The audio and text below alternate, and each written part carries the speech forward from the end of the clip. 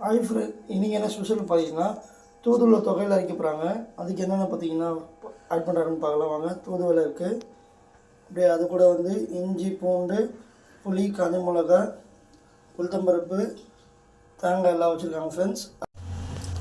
இப்போ வந்து பார்த்திங்கன்னா தூதுவளையில் வந்து முள் நிறையா இருக்கும், முள்ளை வந்து க்ளீன் பண்ணிட்டுருக்காங்க ஃப்ரெண்ட்ஸ். இப்போ வந்து பார்த்திங்கன்னா தூதுவளை வந்து வதக்க போகிறாங்க. அதுக்கு வந்து ஒரு கடாயில் ஒரு ஸ்பூன் எண்ணெய் ஊற்றி வச்சுருக்காங்க. தூதுவளை எண்ணெய் போட்டு வச்சு நல்லா வதக்கி வச்சுருக்காங்க.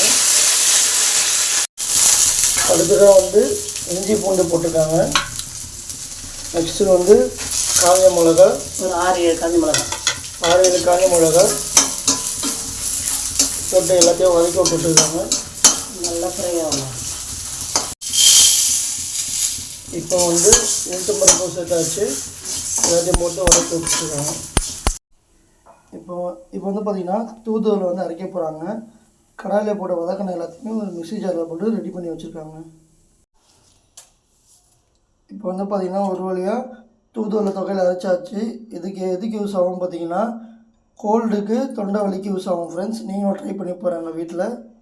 வீடியோ பிடிச்சா லைக் பண்ணுங்கள், மறக்காமல் சப்ஸ்கிரைப் பண்ணுங்கள்.